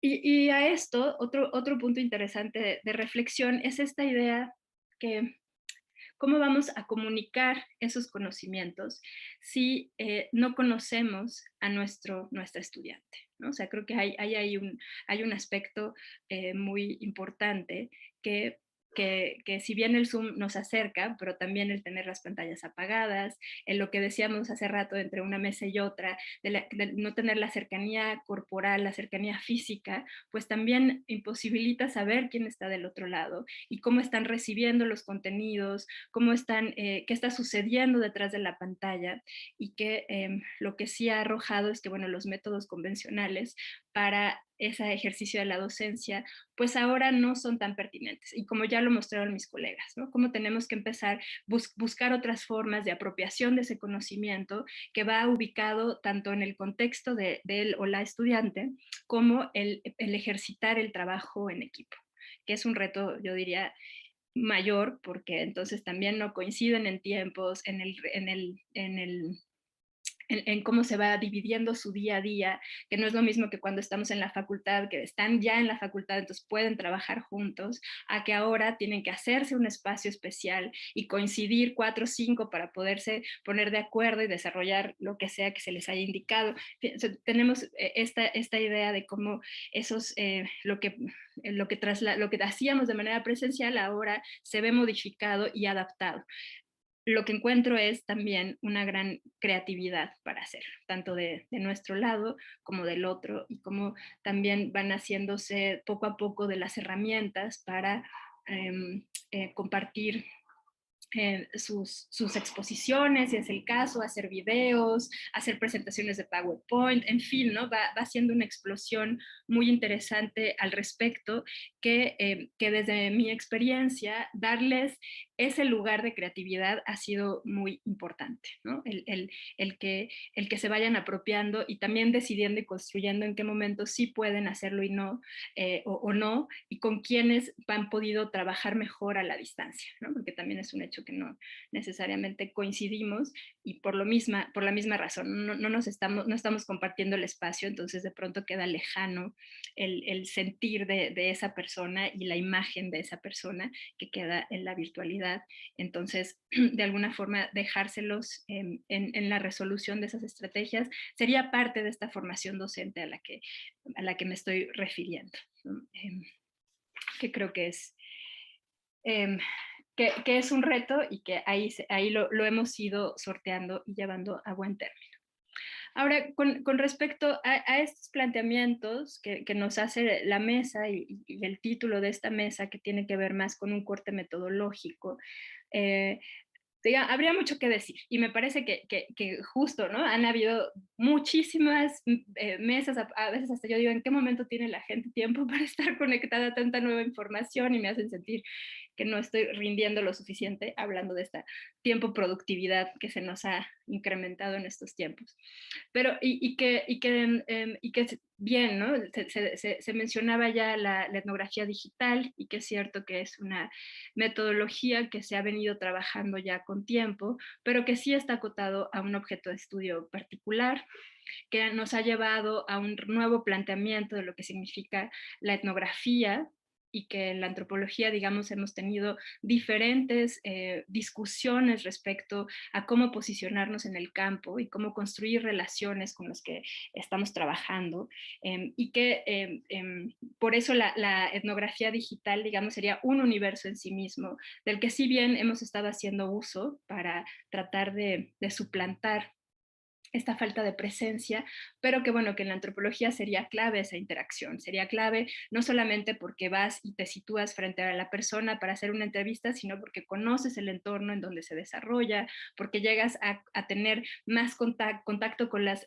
redes que están ahí y que también te están ofreciendo ese contexto que en la antropología privilegiamos para poder tener un detalle de aquello que observamos, de aquellos a los que observamos, y que digamos que el estar presente pues no es suplantada, ¿no?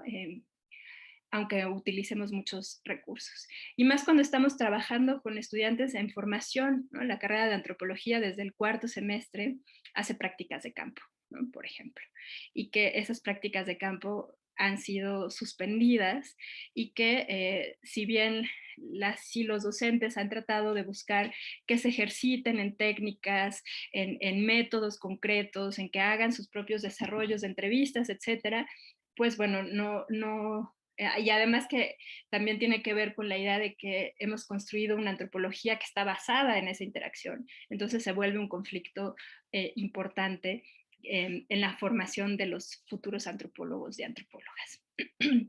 Entonces, en ese sentido, yo pensaba que más allá de hablar de la etnografía digital, creo que recuperar esta experiencia que hemos venido construyendo desde hace un año nos da más confianza y familiaridad para desarrollar esas etnografías digitales. O sea, lo que quiero decir es, ya no es como al inicio, que no sabíamos muy bien cómo movernos en el Zoom, qué hacer con las redes sociales, sino que ya vamos manejando y adquiriendo nuevas experiencias. Y desde esa experiencia individual es que podemos también entender la dinámica ¿no? Y saber qué es lo que hay detrás, porque ya lo viví, ya sé lo que hay detrás, de que están mis hijos gritando y que hay horarios en mi casa especiales y que, ¿no? Y todo eso se va a reproducir cuando te enfrentes a la investigación antropológica etnográfica, ¿no? O sea, y creo que esa parte es muy interesante ya empezar a enseñarla, ¿no? Es el decir que ese detalle que creemos que solamente está en lo presencial y que sí, definitivamente,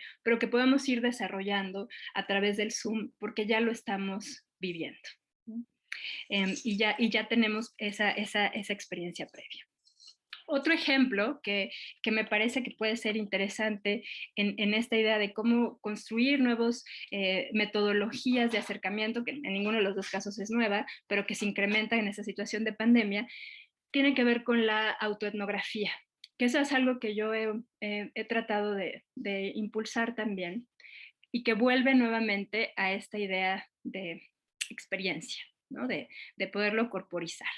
Y que si bien en la autoetnografía tenemos diferentes cuestionamientos que hacerle, ¿no? Porque puede también recaer en la construcción de un yo que está presente en el texto constantemente, pero justamente yo creo que lo que habría que apuntar si recurrimos a estas autoetnografías es a hacer esa conexión de la persona que está viviendo la experiencia y su entorno. Entonces, nuevamente, con lo que les decía hace un momento, cómo vamos realizando a partir de nuestra propia experiencia esa conexión con el contexto. Y entonces, si bien es una herramienta que te sirve para hacer surgir esas problemáticas, el reto es mirarlas de una manera crítica y analítica, ¿no?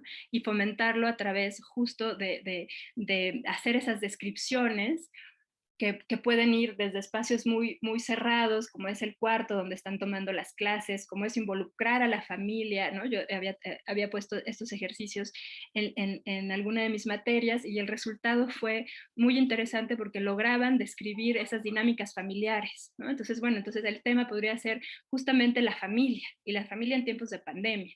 Y entonces, y ahí surgían cosas bien interesantes como el que no habían interrumpido el poder reunirse con los abuelos, aunque estuvieran sabiendo que los ponían en riesgo, pero entonces generaban estrategias para poderlos ir a visitar y tenían un sistema de exclusión propio de decir, bueno, hay dentro de nuestras familias hay primos que sabemos que no se cuidan, entonces ellos no entran, pero los que sí nos cuidamos sí entramos, y todo eso que está basado en lo que pueden observar, ya desde esta mirada teórica, antropológica, permite ir más profundo en saber cómo han ido cambiando las relaciones sociales, ¿no? Entonces, a eso creo que ese es otro elemento que yo podría decir interesante en estas materias de corte metodológico, que incluso podemos implementar en nuestras propias investigaciones, como lo que nos han estado compartiendo.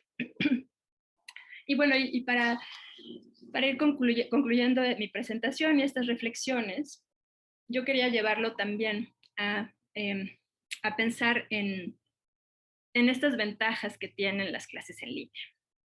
Y que yo lo que he vivido, y me gusta resaltar, es cómo se ha modificado la relación estudiante-docente. ¿Y en qué sentido lo digo? Cuando abrimos un Zoom, normalmente estamos viendo pequeñas ventanas, ¿no? Que nos hacen de alguna forma que los participantes estemos por igual acomodados en la sesión, ¿no? Y lo que no sucede de manera presencial, donde tenemos o una tarima o una mesa o un pizarrón que nos indica ahí está la profesora, sino que hace que te vuelvas en el mosaico una ventanita más, ¿no? Y eso, yo sé que a veces a lo mejor no es ideal para muchos o muchas, pero sí es interesante, ¿no? Sí es interesante saber en dónde está situada en esas ventanas y cómo van reconociendo y distinguiendo tu voz y cómo van haciendo y creando esa relación estudiante-docente de respeto que hace que también el espacio del Zoom se vuelva un lugar donde se puede hablar, donde se puede reflexionar sobre diferentes temas, donde incluso se traen vivencias familiares, personales, y que se vaya haciendo un ambiente. Eso me gustaba mucho de las reflexiones anteriores, ¿no? Cómo habitar este Zoom. Yo creo que ese habitar el Zoom también tiene que ver con cómo se van desplazando estas jerarquías que muchas veces lo presencial interrumpe, ¿no? en nuestras relaciones. Eso para mí sería justo una buena manera de pensar esas clases en línea y tratar de recuperarlas ahora que mencionaban todo lo que se llegará a enfrentar sobre lo híbrido. Bueno, que esté ahí también presente, eso que de alguna forma se ha ganado y que no demerita para nada nuestro lugar, sino que lo amplía. Y por el otro lado, justo también, ¿no? Decían en la mesa anterior, y que yo también lo tenía escrito, es esta idea de justo si estás hablando de un Zoom en donde puedes o sea, lo puedes habitar de diferentes maneras, ayuda a no perder esa posibilidad de la interacción, que es fundamental, ¿no? O sea, ya que estamos tan encerrados, tan encerradas o limitadas a la convivencia con muy pocas personas, entonces se vuelve un diálogo interno constantemente, ¿no? Y que muchas veces pues nada más te contestas a ti misma, ¿verdad? No, pues sí, tengo razón, sí, lo que entendí es esto, ¿no? Y entonces provocar que estas clases no pierdan lo que pues también significa la universidad y la experiencia universitaria, que es justamente el poder compartir y escuchar diferentes voces, diferentes opiniones, que no necesariamente son iguales a las nuestras, pero que de todos modos las escuchas, ¿no? Y también hay un ejercicio ahí en el Zoom, que es estar silenciada hasta que puedas participar, ¿no? Levantar tu mano, y entonces ese tipo que creo yo que perdemos cuando estamos que estamos perdiendo en esta virtualidad, tratar de fomentarlo o de hacer que esté presente en estos espacios que también se vivan como universitarios, ¿no? Sobre todo pensando en estudiantes de nuevo ingreso que su primera experiencia con la universidad pues será esta, ¿no? Entonces, poder transmitir ese ejercicio de respeto, ese ejercicio de escucha y de confrontar opiniones y de confrontarlas de la mejor manera posible, ¿no? Y creo, nada más para concluir, me parece que eso también puede ser beneficiosa para las prácticas antropológicas. Bueno, lo pongo en la antropología, pero en general en las ciencias sociales, ¿no? El tratar de recuperar eso que estamos viviendo de manera personal y tratando de desarrollar para ya un futuro, dejarlo más presente en nuestro ejercicio profesional. Y bueno, pues yo ahí ya me quedo para el debate. Gracias. Muchas gracias, Frida. Tenemos algunos comentarios en el chat, los voy a leer y después tenemos unos momentitos para abrir el debate y también por si quisieran hacer más preguntas o comentarios. Les recordamos que se está transmitiendo por Facebook y también en el chat del Facebook pueden poner sus preguntas o sus comentarios. Entonces nos dice Carmina González, sin duda revalorar estrategias colectivas para ir viendo cómo acercarnos a nuestros estudiantes y sus contextos, así como ir acompañándonos entre nosotros como docentes. Es muy fuerte todo lo que ya estamos viviendo como sociedad y como comunidad académica, es inminente que tenemos que entrarle. Nos dice María de Los Ángeles, me parece sumamente interesante las alusiones que los ponentes hacen a los sentimientos, aunque hay poca investigación sobre el tema específico, tanto de los docentes como de los estudiantes, hombres y mujeres, porque es un tema que se transmina a todas las áreas de nuestro quehacer académico. Supongo que hay muchas propuestas al respecto que me gustaría conocer de manera específica. Edgar Santoyo nos dice, en general las ponencias hablan del día en que el mundo cambió y diferentes metodologías con las cuales han tratado de asimilarlas y me encantó. Por otro lado, a Frida en el, supongo que es Instituto de Investigaciones Antropológicas, ¿qué investigador aborda la antropología de las emociones? Bueno, aparte de ella misma, que es uno de sus temas de investigación.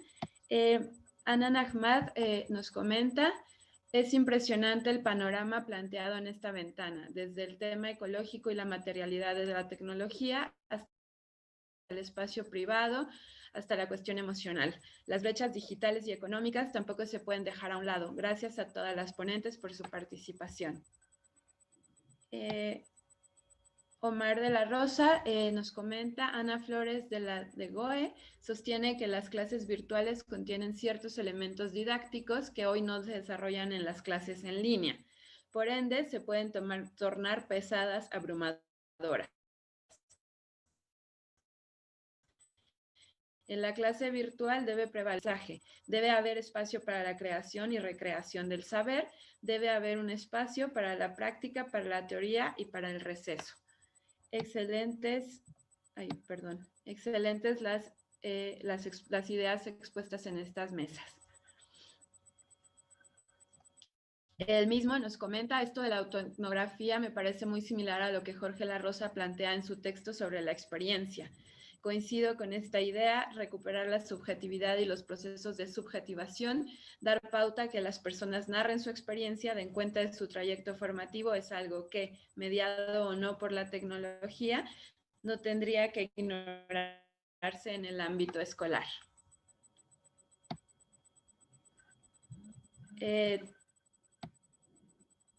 Nos comenta Frida que Gabriel Bordín trabaja emociones en el Instituto de Investigaciones Antropológicas.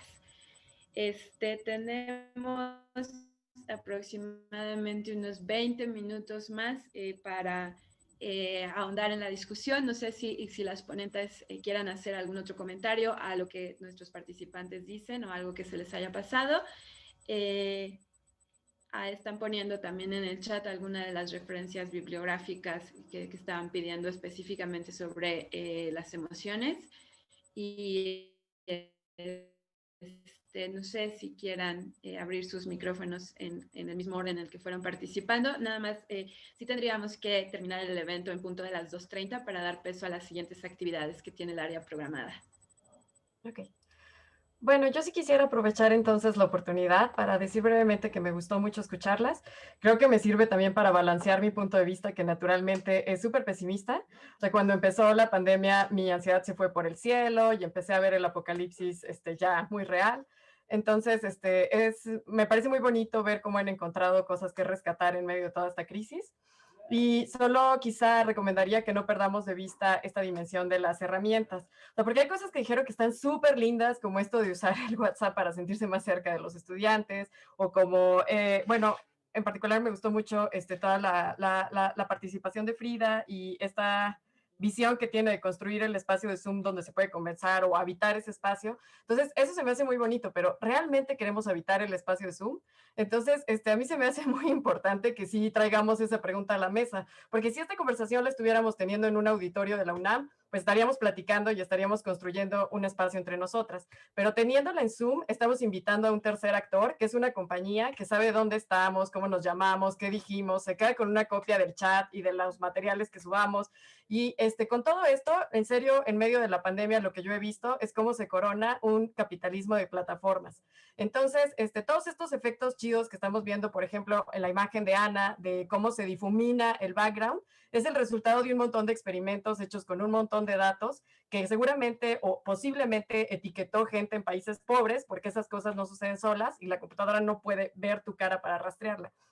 Entonces, justamente eso me refería con no ver este espacio como frío.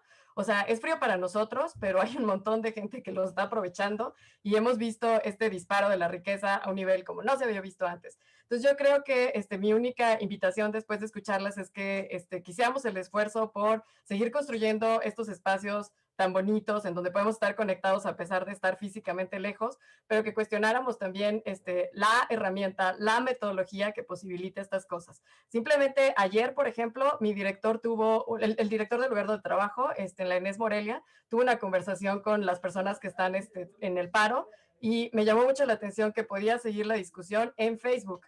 O sea, estamos hablando de una discusión que está teniendo el director de la institución por malos pagos, con un montón, o bueno, por dificultades en la situación laboral y la precariedad de muchas personas, y la discusión se está transmitiendo oficialmente en Facebook, no en una plataforma de la universidad. Entonces, a mí eso sí me preocupa muchísimo, porque estamos construyendo cosas muy chidas en lugares ajenos, y permitiendo con eso pues otro nivel de precariedad para un montón de personas. Entonces quizá integrar esa dimensión ética que pueden tener las herramientas que estamos utilizando para construir esta virtualidad, eso me parece que es importante no perderlo de vista. Y por lo demás, pues eso, muchas gracias, me gustó mucho escucharlas.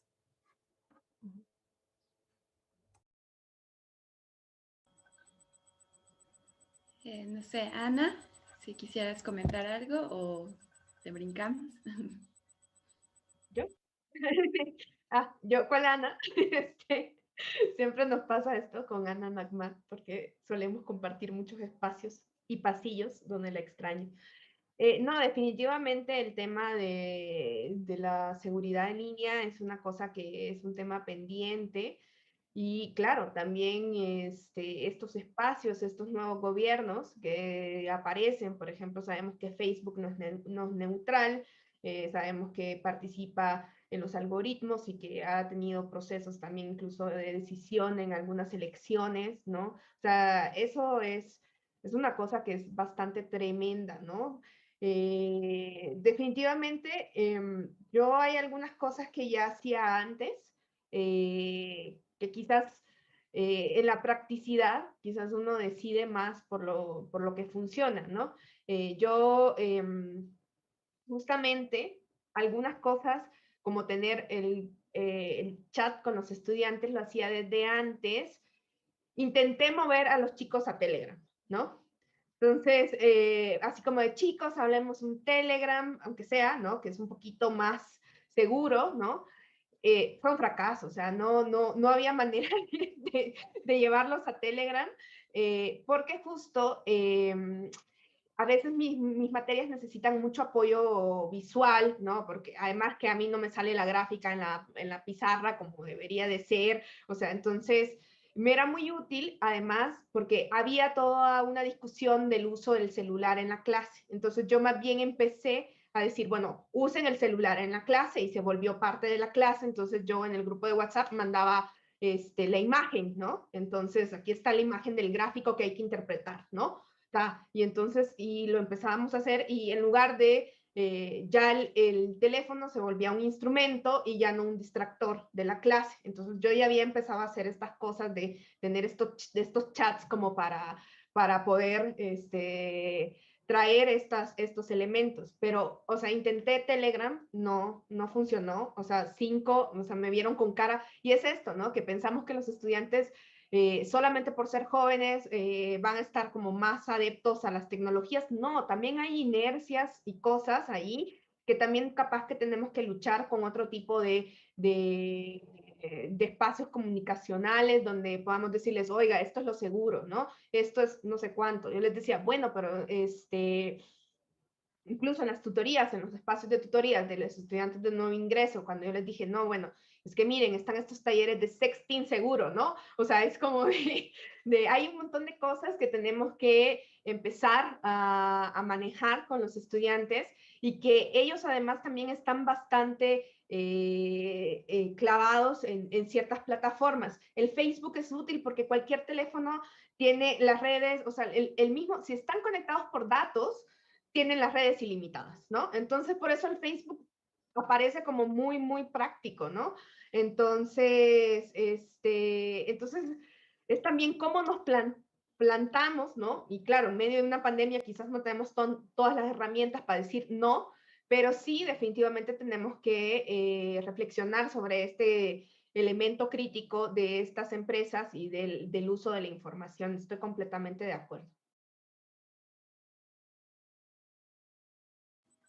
Muchísimas gracias, Ana. No sé si Marcela quisieras comentar algo o agregar algo a tu ponencia. Sí, gracias, Natalia. Pues encantada de verdad de compartir este espacio con ustedes. También sirve para espejearnos y saber ubicar nuestra propia posición y cómo lo han estado sorteando las colegas, ¿no? Desde su posición y su experiencia. He aprendido mucho de todas, gracias, me hacen pensar bastante. Y que sí, había cosas que ya utilizábamos desde antes, pero que ahora se han convertido pues justo en nuestras muletas, pues, ¿no? Para para seguir con la docencia, con la investigación, como señala a Ana Escoto, el WhatsApp, el Facebook. En mi caso yo uso mucho el Facebook con mis asesorados porque ahí les comparto información por ahí, ¿no? Libros o notas de periódicos y demás, pues que ya lo hacía desde antes, pero que en este momento se convierte en algo sustancial. Y también noto en este espejeo, pues mi propia posición como socióloga y hasta en mi personalidad puede ser, ¿no? Que sí, puede ser que desde cierta óptica sea una lectura pesimista, pero al mismo tiempo me parece fundamental que como científicas sociales y como sociólogos apuntemos también a quienes no pudieron acompañarnos en el tren, ¿no? De la tecnología y de seguir con la UNAM que no se detiene. Y efectivamente hay una buena cantidad de estudiantes, de profesores, de trabajadores que quedaron abajo del tren de la UNAM, ¿no? De esta UNAM que no se detiene y que me parece fundamental apuntar, observarlos, atender lo que esté en nuestras manos, ¿no? Con nuestras posibilidades como profesoras aquí presentes, pero también en todos los niveles que ocupemos en la universidad, pues atender a esta dimensión. Yo sí extraño la presencia, sí extraño estar con mis alumnos en el aula, extraño hacer investigación de campo en situ, ¿no? Escucharlos, hablar, hasta el encuentro de pasillo en donde surgen un montón de cosas pues que uno no tiene planeadas, ¿no? Y eso sí me parece que es irreemplazable y que efectivamente habrá cosas de esta modalidad que no podremos abandonar, ¿no? Y que habrá esta modalidad de universidad híbrida, pero, pero sí hay elementos pues, que no podemos abandonar de la presencia física, ¿no? Y también saber que hay quienes no podrán acompañarnos en esta otra modalidad de lo virtual, pues porque no tienen condiciones para hacerlo, ¿no? Y es necesario que lo digamos. La propia universidad está en esto de que no se detiene. Hay un montón de problemáticas también que siguen apareciendo, como las tomas, los paros, la violencia de género, la inseguridad, temas de inseguridad. Ahora los docentes de asignatura, que de verdad no me imagino cómo han podido seguir con sus clases con los 1,000 pesos que ganan al mes, ¿no? Pagando luz e internet de su propia bolsa. Y bueno, pues son problemáticas que están ahí latentes, que hacemos lo que podemos con nuestras manos, ¿no? Con nuestras herramientas, pero en términos estructurales y de fondo hay algo que visibilizar, hay algo que observar, hay algo que problematizar y que atender de manera urgente y no podemos soslayarlo, pues. Entonces, insisto, puede ser pesimista, pero así es también la otra visión de los que no pudieron subirse a este tren. Y gracias por la invitación de nuevo. Muchas gracias, Marcela. Georgina. Sí, gracias, Natalia. Muy rápido.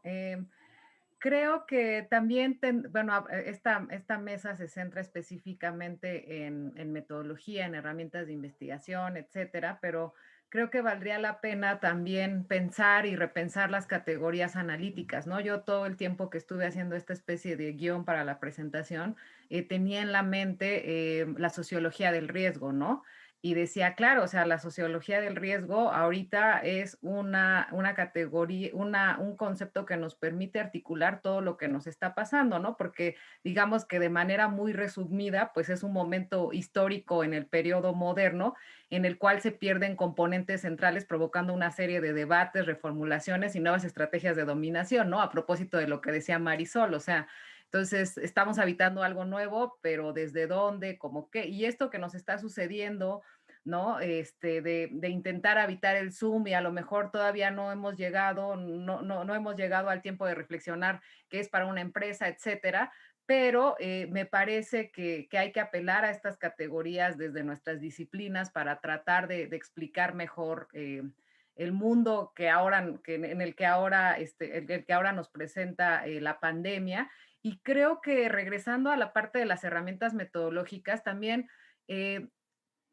yo creo, lo decía un poco en mi intervención respecto a cómo es que pensábamos que la educación a distancia era para un tipo de personas en particular, ¿no?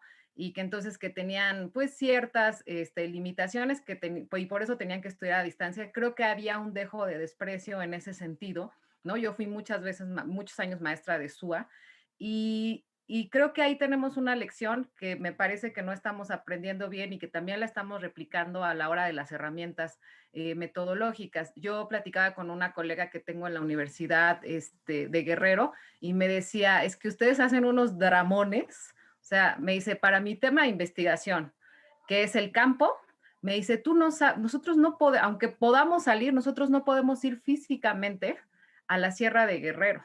O sea, lo digital para nosotros ha sido una opción desde hace mucho.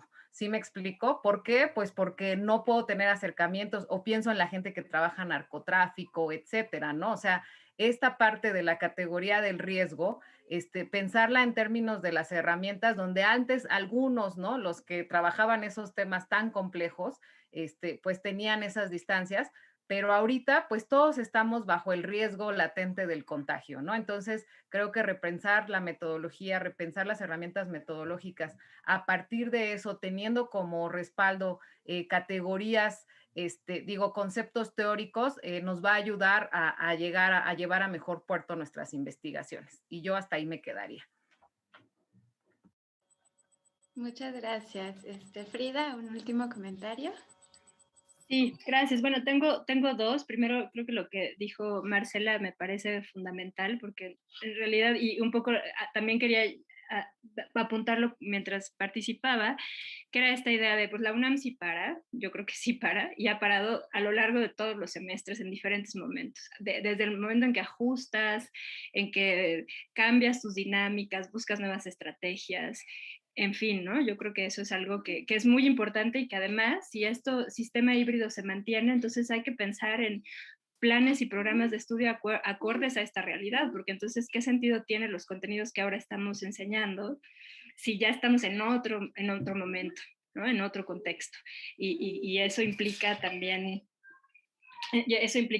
pensar en los colegas de asignatura, en estudiantes que no han podido tener acceso tan cotidiano a las clases en línea, en fin, ¿no? O sea, el tener hijos que te están hablando constantemente, en fin, ¿no? O sea, son tantas las problemáticas que pues definitivamente no se pueden obviar. Y el otro punto que me gustaría también mencionar con lo que comentó Marisol es un asunto asociado con la metodología directamente, es un aspecto ético. Porque cuando estás haciendo una entrevista vía Zoom, justo con lo que ella nos menciona, nos va a una dimensión impresionante, ¿no? Y que tiene que ver desde que estás grabando y tienes que te tienen que autorizar que puedas grabar, quién está detrás escuchando, porque no podemos ver, pero seguramente hay más gente, en fin, ¿no? O sea, no es tan sencillo tampoco el decir, bueno, adaptamos, entrevistamos, hay que pensar en muchas cosas, por eso volvería a repetir, ¿no? Esta urgencia, pues sí, detenerse y pensar, bueno, si esta es la manera en que vamos a actuar ahora, metodológicamente, y van a hacer nuestras entrevistas en línea, bueno, entonces, ¿qué plataforma es segura? ¿Qué plataforma le daría la confianza a la persona para que hable de temas que son personales? En fin, ¿no? Todos esos contenidos que no pueden estarse totalmente en Facebook al mismo tiempo transmitiéndose en vivo, ¿no? O sea, creo que ahí también faltaría ese planteamiento que ahora lo pienso al escucharlas. Y bueno, pues nada más, eso era. Muchas gracias por la invitación y por estar aquí. Muchas gracias. Agradecemos a nuestras ponentes de la ventana del día de hoy su participación, su disposición a compartir con nosotras y nosotros sus experiencias. Se quedan muchísimas ideas y reflexiones, iba a decir sobre la mesa, pero pues ahora de frente a la ventana para seguir discutiendo entre todas y entre todos, ¿no? Como comunidad de aprendizaje, que ya es un poquito más que eso ahora en lo virtual. Nos despedimos, no sin antes invitarles a la siguiente ventana, la ventana número 5, que tiene por título Formación Teórica Mediada por Tecnologías, que se va a llevar a cabo para los que tienen la liga de Zoom, en la misma liga de Zoom a las 4 de la tarde. Y también pueden seguirnos por las redes sociales de la Facultad de Ciencias Políticas y Sociales. Pues muchísimas gracias a las organizadoras, Alejandra González Basúa y Ana Nahmad, por abrir este espacio de reflexión y de compartir tan bonito. Y pues, sin nada, nos despedimos de esta ventana. Los esperamos a las 4 de la tarde.